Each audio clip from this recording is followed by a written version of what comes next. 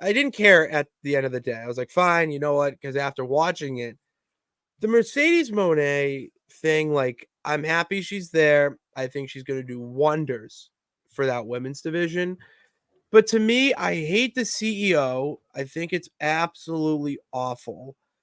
Mm. Like, it's so over. Like, you can tell it's forced. Like, things need to be organic to me. Like, if her, Is it because she introduced it? Like that's why it feels forced instead of like people just I want chanting to, it? I want to say the theme song. I don't want to say her specifically. I want Okay. to go more Well, it direct. then it's kind of her introducing it, Yeah, right? Yeah. yeah, but the theme song, how it chants CEO to start, that's just like a kindergarten level of wrestling fandom for what to Mhm. do, like chant and when to chant and all that. So it felt like that was over. It felt like it hit me over the head. Um, I think it's just because I am very familiar with her game, that her opening promo did nothing for me. You know, I'm not gonna say it was awful, it wasn't bad, but it Yeah. wasn't amazing either.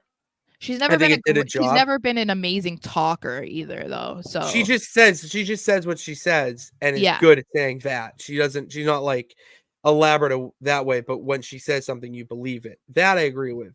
My thing though with the promo was that, like, to me it was just like, all right, like, we've been waiting so long here. You know what I Mhm. mean? Like, eh, like, just get to the point. And to me, it's just like, all right, she's here, ha rah.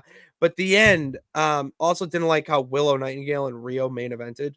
Like, I'm sorry, I get that if it's because of Mercedes Monet being there, fine, I'll get that and get understand that. But like, you have Samoa Joe and Swerve Strickland, probably the hottest feud right now, along with like the Undisputed Era kind of looming. That Mhm. should be main eventing every week leading up to your pay per view. That's your, like, I'm sorry, you're leading up to Dynasty. The thing you should be celebrating the most should be, uh, you know, built up in the final segment. That's just to me. And, I just am not sold on the ending of that show being Mercedes Monet pretty much targeting the TBS championship. To me, like, great, that's awesome. Then we're gonna see her versus Julia Hart and even Sky Blue. Like, I'm excited for that. But why is that ending? I don't care. Like, that can be middle of the show and it would have done the same exact thing. To me, it's just more about the spacing and placing Mhm. of the events, which is why at the end of the day, I'm not upset that I missed it, because I got everything out of it. And the only thing I'm really upset about is what I think should have ended in either Okada and, or realistically, unbiasedly, um, the championship match. So I have 3 things. And this is just from somebody who watched it unfold on Twitter. I don't watch Okay, AEW, so but I ball. well, I mean, I pay attention to like kind of like what's going on. I'm not a Yeah, you spark fan. note ball. Yeah, you spark So note it. I these are just some things that I saw. Um but this is one question that I have because Okay. I saw some people say people were arguing over the pop she got, and some were saying it wasn't that big. Some people were saying, Oh, it was big. Soraya got a bigger pop when she returned. No. But I'm just telling you what I see on Twitter. I don't No, know. So, I know. but I know. I'm answering but it for you. My yeah, side. but based on like how you're reacting, and I'm seeing a couple people in the chat are saying it as well. Do you think that part of the reason why maybe it felt a little underwhelming, or it didn't hit how you were hoping, like the things that she was saying or whatever, do you think it's because people knew she was going to debut even though they never really like officially announced it? It's like you were just waiting, 1000%. and then you knew that it was going to be in Boston, so it just is not as exciting. Do you think that's kind of okay? Because I'm like, I think that 1000%. I'm letting you go. Yeah. really does play a part in these types of debuts or returns or whatever. It's like it's not bad for people to know, but it can be bad because I feel like this could have been maybe even like one of their bigger moments in AEW to have Mercedes there. And it's like I understand uh making it happen in Boston, and like, you know, having her open the show and making it a big deal, and like having her be like a constant theme throughout the show. Mhm. Um but yeah, I think that we've seen this before. We've seen it so many times, like when someone is returning and they'll either tease it or tell you it's happening and it just isn't the same. It's like, I think an Exactly. example is like Randy Orton when he returned at Survivor Series. Like, why would they have spoiled it? Why not just let it happen? Because then it was like, it was exciting, and obviously people reacted, but you compare that to the CM Punk return, you know, like a half hour later. And it's like, Yeah, the I big understand there's a difference, but yeah. at the same time, it's like knowing someone was returning versus not knowing someone was returning. You know what I mean? Like, I feel there's a difference that they probably could have gotten a better reaction, or at least universal better reaction, had they just Yeah. not spoiled it. It was Um just to me what I saw out of it was if you're gonna do that and build this like show and around her, then give her a target.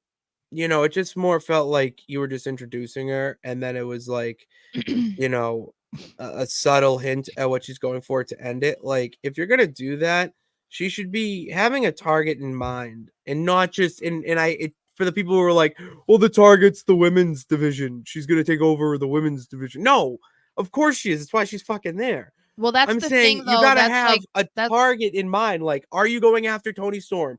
Are you going after Julia Hart? Or are you going after someone that you have unfinished business with that you just like get you fresh? But it's like, all right, at least you have a direct focus.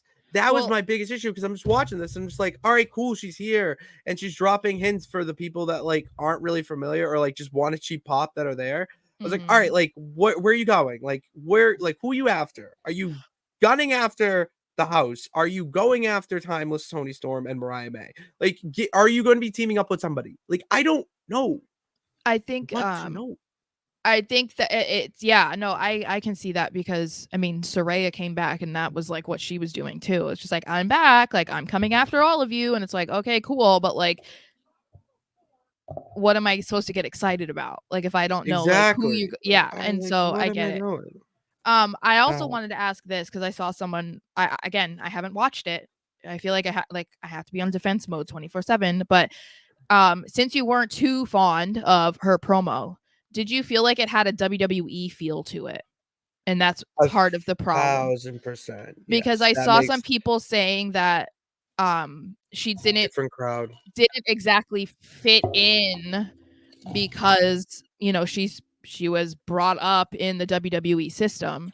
So she does things the WWE way, and so people were saying that that was one reason why they weren't like huge fans of her promo, because it just felt like it was written by a WWE person or something. No, it's just very. If I wouldn't say it just yeah. In a way, it followed a formula, Mhm. and where you just go out there to talk. And that's what I was just like, all right, I've seen this before. Like, I want you to go one on one with like I would rather someone come out and like ruined it.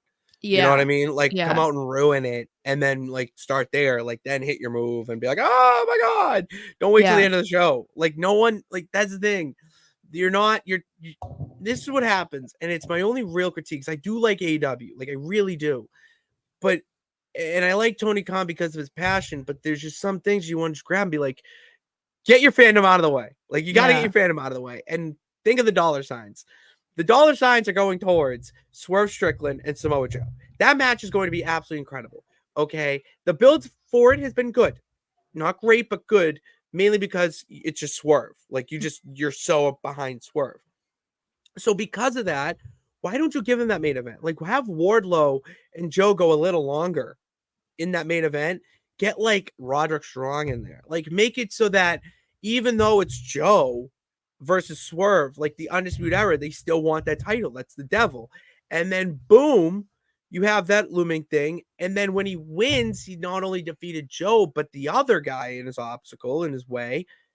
And then now he's so over as your champion, you don't care how long he reigns. And you can have him go up against, oh, I don't know, the Undisputed Era, who just caught or tried to cost him. Joe's gonna enact his rematch clause at some point. And oh yeah, Remember the guy who's kind of better than everybody and he knows it? Yeah, he's still out in injury, but coming back soon. And they tease something that would during MJF's title reign. Like, there's already plants there that you can make that happen where Sasha Banks, Mercedes Monet, whatever you want to call her, you do that like A block of your show. Like, just get it out of the way because you know it. You knew it was happening. If Mhm. it was more of a surprise and more of like a who really is it going to be, then yeah, drag it up for the whole show. But the fans know it.